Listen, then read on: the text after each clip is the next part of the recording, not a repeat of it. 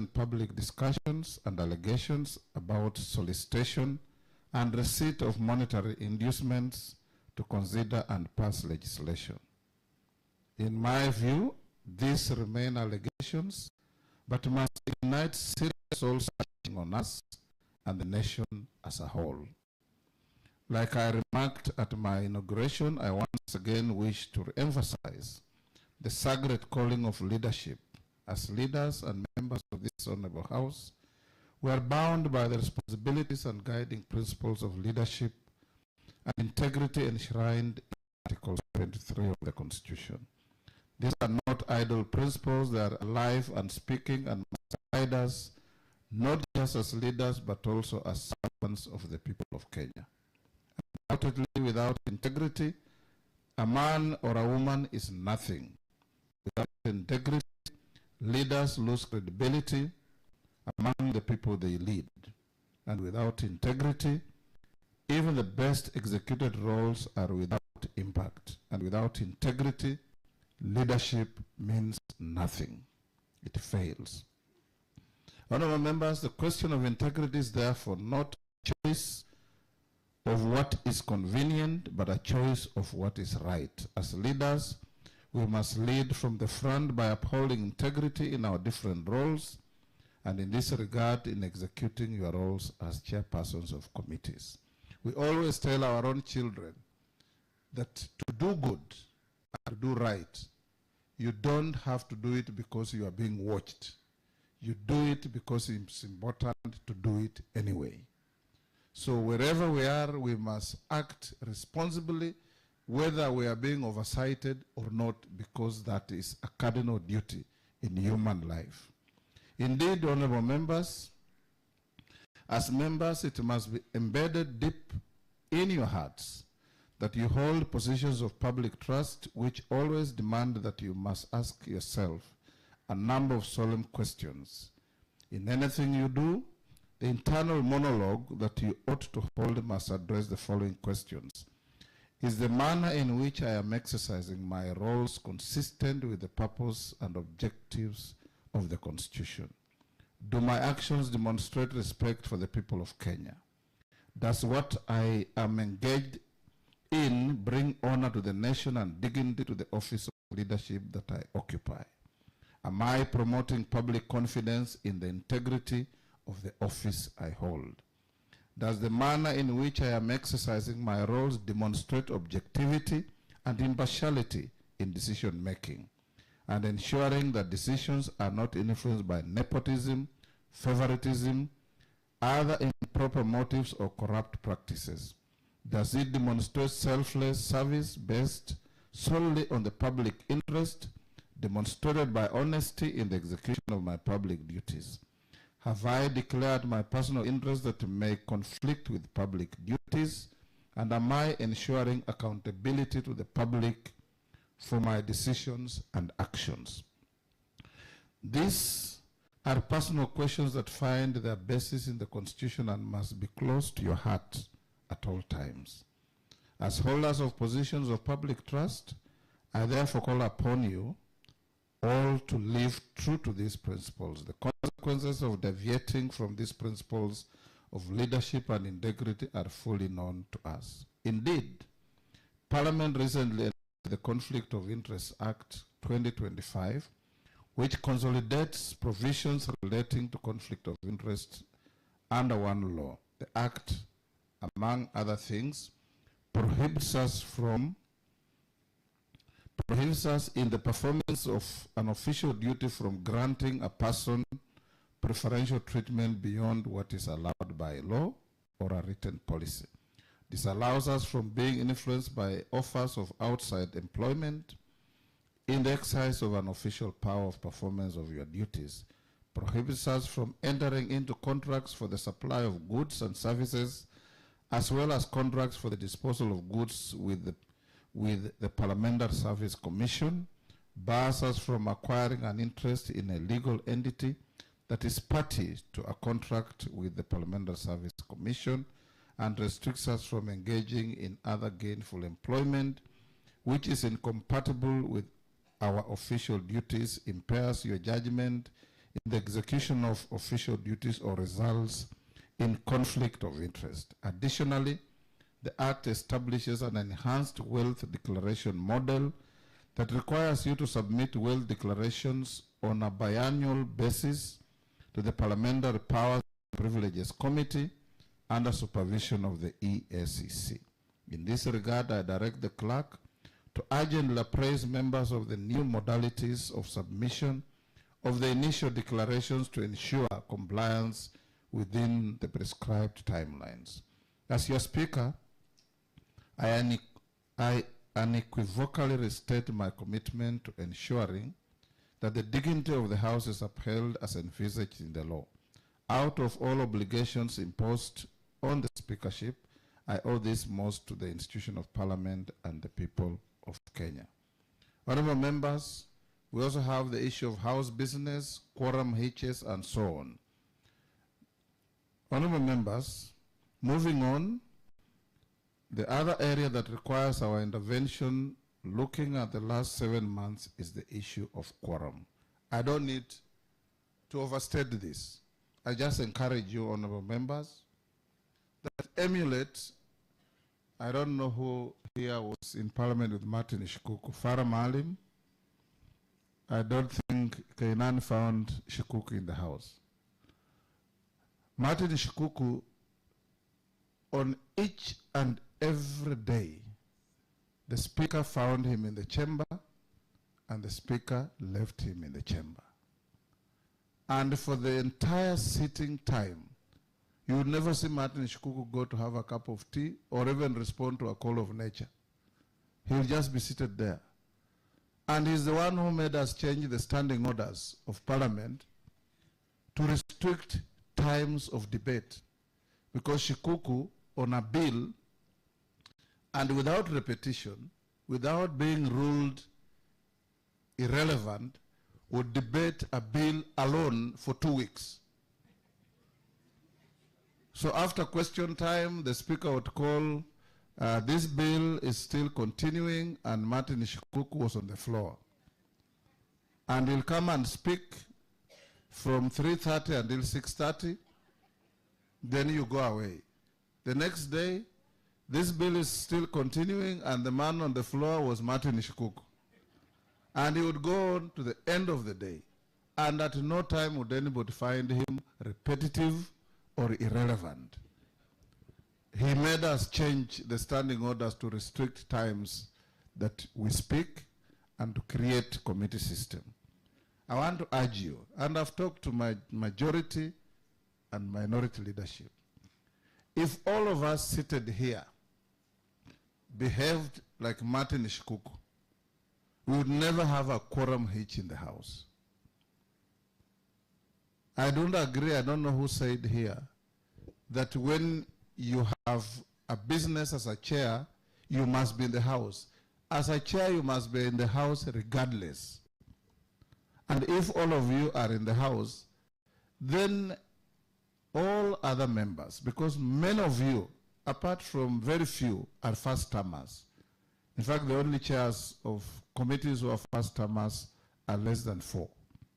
All the rest, you are second-timers, third-timers, and beyond. Please, let's avoid the temptation to give the public fodder to think that we don't work. Because every time the bell rings until it goes off and we go away, the media has a field day. You don't work, you don't care, you're lazy, I don't know what, all sorts of things they say. And then misinformation, disinformation, and fake news takes over to do the damage that we have all been suffering from. So please, let's pay attention to issues of quorum. And I want to encourage you, honorable members. I know you are now on home stretch. Each one of you is struggling to be re-elected, either in a different capacity or in the same capacity. But you can still manage your parliamentary business and juggle with your home constituency in which you are struggling to get your way back. Public participation is another issue. We've been struggling the issue of public participation since the new constitution. And one entity that doesn't seem to understand what public participation means is the judiciary. And I've told Murugara and his team, Chepkonga and Otienda Molo, and the team that vetted the new Attorney General. You remember we asked the new Attorney General that we needed within a year to see a public participation law. From where I sit, we should not use public participation to squander public resources. If a bill is coming from National Assembly to the Senate, and you have carried out public participation, must the Senate do the same? I don't think so. And I can give you an example, those of you who participated in the sugar bill. I don't know if Emmanuel Wango is here. The sugar bill was extensively taken through public participation by the committee. And the sugar growing areas are known. Kwale, Nyanza, Narok, and Western are now parts of Rift Valley. Kwale is coast. I started with Kwale. People in the villages were coming to me as you speak and saying, the committee from Parliament, you know, Wananchi don't know the difference between Parliament and Senate, that we are all Parliament. So they know you are Parliament and that is Senate. They say, a committee from Parliament came here and talked to us about sugar. And we all went there and gave our views. Now we see the Senate is also here on the same thing. And we are the same farmers, we are the same people. These are some of the things that the bill we have received from the Attorney General. We also had a bill that had been drafted by Chepkonga or somebody, that we must harmonize and pass this bill because over 70% of our bills have been struck out by the courts on the basis of public participation. And when I engage the Chief Justice, she says, where is the law that guides my judges as to the extent, depth of public participation? So I want us to take this as a priority, that in the next session after recess, in this session after the recess, we give this bill top priority. A bill emanates from the executive.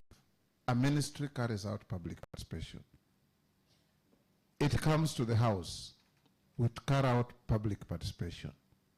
It goes to the Senate. They carry out public participation.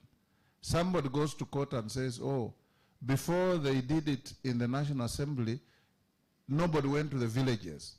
That is why we have now innovated that your offices are our offices in all your constituencies and in all the counties, the women reps. So those are the centers of parliamentary activities in the outreach. That when we want public participation, we go to Kimilili, we go to Nyaribari, we go to Kilifi North, and talk to people through our offices. It's the depository of parliamentary documentation for Wananchi to respond. So once we finish this, because at all those levels, we are spending public money from the same envelope. So this stage, we can bring it to an end as a responsible parliament. So I hope that Murugara and your team and the caucus, you take us through this bill very urgently, because even the Chief Justice, when she comes here, she will be able to raise this probably. Honorable members, in my engagement with the Chief Justice on the ping pong on NGCDF, she has asked me, we quite don't understand, because CDF, you are saying, and I told her we are not saying it is the law, it is money after vertical division of revenue. So CDF is not a share of shareable revenue between counties and the national government. CDF is a share of shared revenue on the side of the national government. So the governors and their COG have absolutely no issue and no interest in CDF. It is not their money. We have already shared the money vertically, and the national government says our unit of focus for development includes the constituency, and will put aside this money to go to the constituency to do A, B, C, D. So we want to make everybody who has doubts about CDF understand.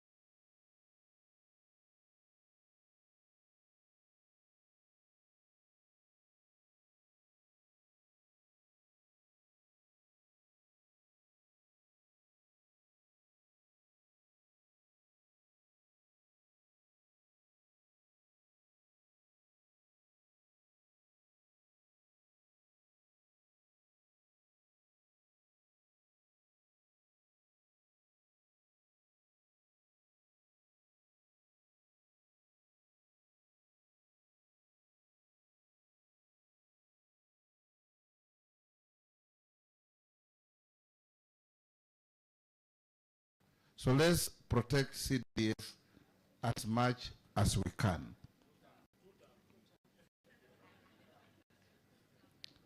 Honorable members, as I finish, so that we can open up, Ichungwa talked about misinformation and disinformation. I want to add on fake news. There is now a generation of fake news all over, and nobody is targeted more than your speaker. The other day, there was in the Standard, on the page, the Speaker of National Assembly, the Speaker of Senate, about what came out of your PG. You look at the headline, and you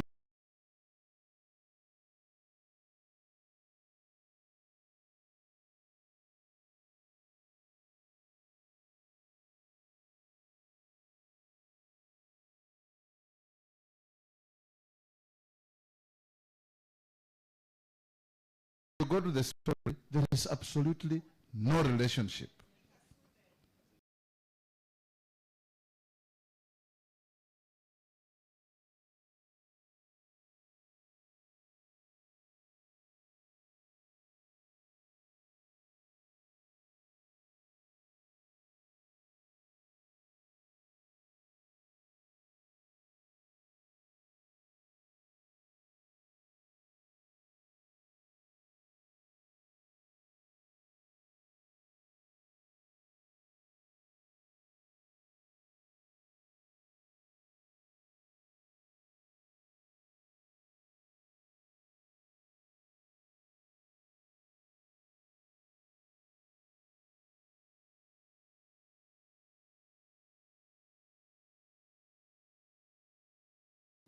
Today's Standard again, is it Nation Today?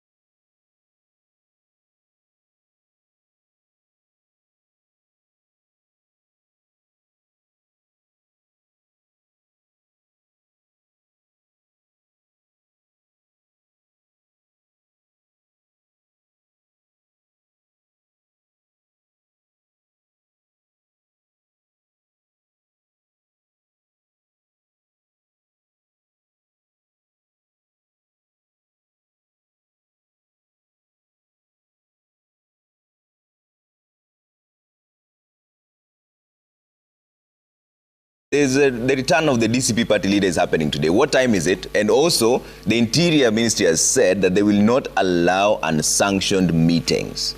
Why?